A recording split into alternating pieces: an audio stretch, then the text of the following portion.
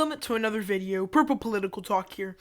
And today we're going to be looking at the 2020 presidential election and looking at something that the Trump campaign really wants to happen.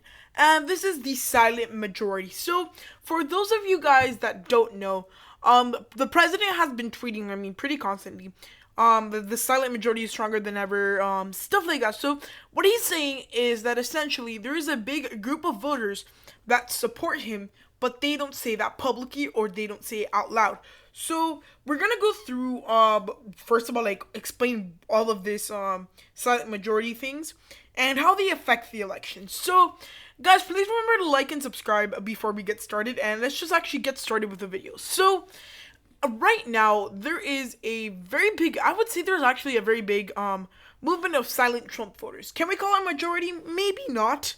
But it could certainly be. So I think a lot of people, they don't say they support Trump publicly just for the fact that they don't want to get retaliated. So I've looked on the news and I've checked Twitter hundreds of thousands of times, and I've seen many stories of people who are getting berated or they're getting stuff done to them because they support the president. So first of all is that fear of retaliation. So whether it's losing your job or getting robbed or something like that, a lot of people supporting the president, if they say it out loud, they might a lot of people might retaliate against them. So this sounds a little crazy, but believe it or not, this actually does happen. If you want, Google it. And I feel that's one big group of people that don't say who they support for. And also, I guess, with the whole sentiment around the country and with some of Donald Trump, the things that he says sometimes, I know that it's a little hard for some people to say that they support Donald Trump, because sometimes he could say some pretty bad things. And just for you guys to know, I am unbiased, I am independent, and I'm looking at this from an outsider's perspective.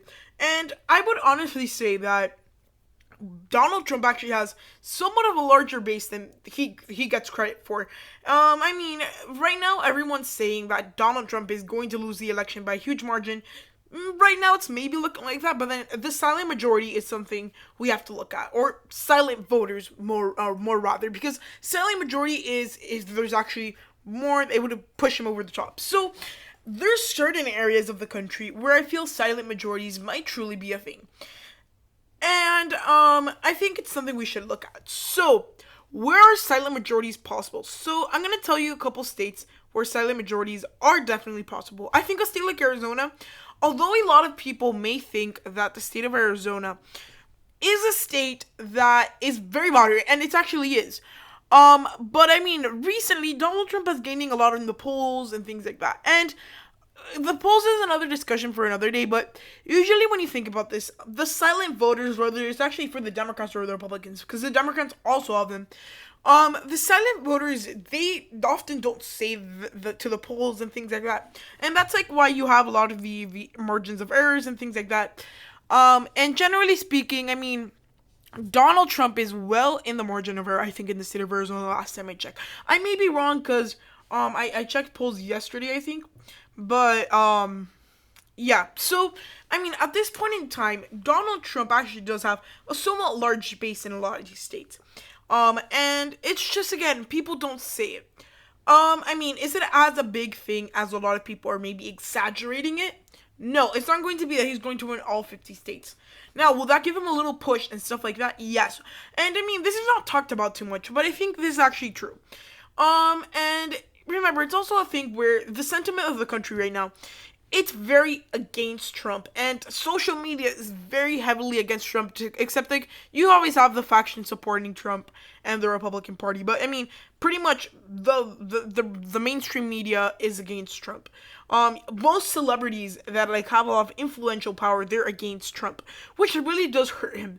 And I think that also goes down to his followers. So for a lot of people, in their eyes, supporting Trump is a big crime. I don't know. It's weird. And I think Trump supporters should be getting a little bit more respect. Because, it's not like they killed somebody or something like that. They're regular citizens with their political views. So I feel like the silent majority is definitely a thing. maybe not the majority aspect, but the quiet voters. What are some other places where the silent majority might come to play? I honestly feel the Rust Belt actually might be an area where Donald Trump could actually pull off a very surprising victory on election day. And I think, honestly, one of the things we have to look at here is, generally speaking, Donald Trump actually does very good with these Midwestern voters. And, I mean, guys, I wouldn't be surprised. I mean, right now, it's definitely leaning towards Biden. I mean, this map that I'm going to show you guys at the end of this video, it's not going to be what's going to happen in the election. It's something that might happen if the assumption about silent voters is right. Because certainly, I mean, if we trust the polls, betting markets, some other indicators, we can probably say the Rust Belt is pretty solid for the Democrats right now.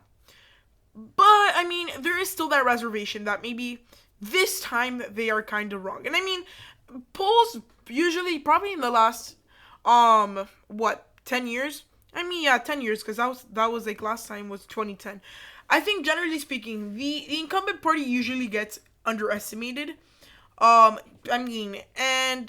I think it's something to see. Because, I mean,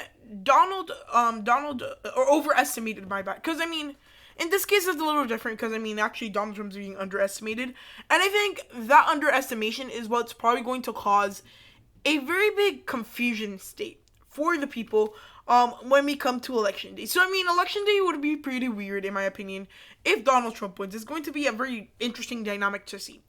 Okay, back to the Rust Belt. So, the Rust Belt is an area that there's actually a lot more voters that vote on the economy. And, yeah, some of these voters are being impacted by other things. COVID-19. And essentially, look, the economy was doing good before COVID-19. COVID-19 came, it came all the way spiraling down. Some of these voters, they are not putting it against Donald Trump. But, I mean, the Rust Belt is an area that is necessary for a Trump victory. I feel like certainly there is a big group of voters that often get overshadowed in places like Wisconsin and Pennsylvania especially. Michigan, it's kind of gone back to its old status as a solidly Democratic state. But Wisconsin and Pennsylvania has actually come back a little bit. And I mean, historically, I think Wisconsin has been always the closest. Even in 2004, that's only, 16 years ago, there was a contested presidential race in the state of Wisconsin. So, at this point, I mean, Donald Trump has very good support. I mean, especially in the western side of Pennsylvania. Yeah, that's where Joe Biden is from, the western side of Pennsylvania. Yeah, I mean, he's going to have some appeal. Or, yeah, I mean, he's from there. I mean, he grew up there. So, he's going to have some appeal. But I feel, honestly, again, remember, the 10,000 vote margin was pretty slim. So, yeah, the Republicans would have to retain a pretty big amount. So, I think another thing to take into consideration is turnout. Because, I mean, a Trump silent majority, quote unquote, could look completely different if turnout is high or low. So, this is a high expected turnout election. But remember, guys, 2016 was actually a pretty low turnout election. But still, people thought that the Rust Belt would have gone out and voted more for the Democrats. I mean, going into election day, it wasn't like that. It wasn't like it was predicted for a Clinton victory. That didn't end up happening. But, I mean, the Rust Belt was a surprising area. And, I mean, they're capable of another surprise. I feel like the Trump voters in these areas are generally, some of them are outspoken and some of them are not. I mean, I want to make another point that usually does not get made. But, I think it's very important to notice that the fact is, yeah, there's a big anti-Trump movement. But, I mean, those are generally the same people that are always going to be against the Republican Party. Yeah, there's a lot more Republicans that somewhat are flipping. But again, you must consider there's also a rate of Democrats flipping towards the Republican Party.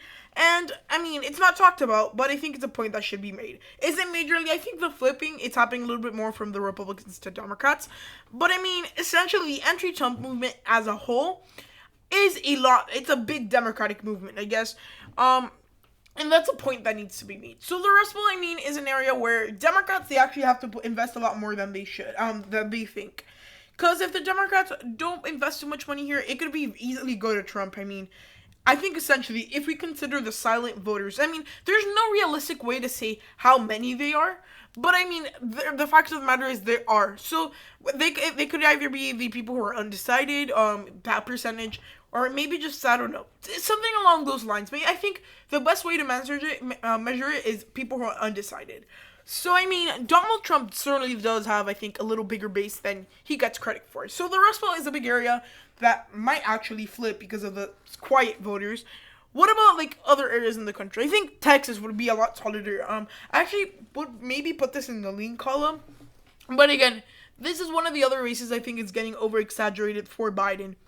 I mean, Biden leading in Texas, I don't see that as too realistic. Yeah, the demographics are certainly helping the Democrats, and there's many aspects that are truly like benefiting the Democrats in the state of Texas. And I mean, I wouldn't say that Texas is probably going to flip in 2020.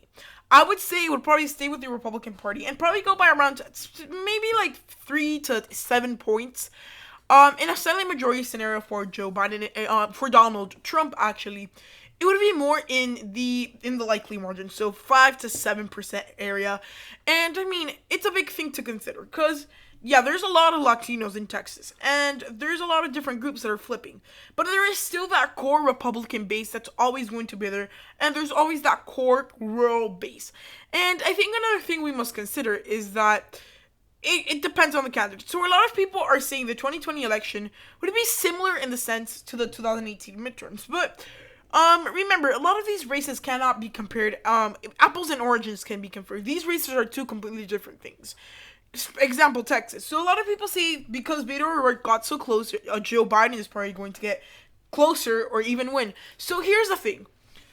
With these Senate races, it's easier to win or get closer to a victory than the presidential election because you're just campaigning for that one race. And Joe Biden is not the same candidate as Beto O'Rourke. He's not as charismatic. I think that's one of Joe Biden's little bit, one of his problems, I guess. And I think putting Texas for Biden at this point is a little bit exaggerated, especially if you're considering a Trump silent voters scenario. I mean, and I think there's many accounts, and people would just say that some of these places are very, very liberal, and they end up voting for Trump. And it's some places because it's not all of them. But I think Donald Trump should definitely be given a little bit more credit for the size of his base, because it's a lot bigger than people may think. So Texas is a state we talked about. Let's go on to the state of North Carolina. North Carolina, I think, is a state that's actually, so right now, the Democrats it's pretty tight in the polls. But I feel, honestly, that also the Democrats are a little bit being exaggerated. Again, North Carolina is a state that historically only flips if you have exceptional candidate, especially for minorities. Is Biden the exceptional candidate for the minorities? I wouldn't say so. I think there's a lot more better Democrats for minorities. Is it going to improve a little bit from 2016? Maybe. But I mean, you have to look at what amount of voters you have to flip or gain. Because, I mean, in North Carolina, it's a game of margins. Because, and pretty much turnout. Because if they don't get the turnout of the African-American community, North Carolina is completely out of play.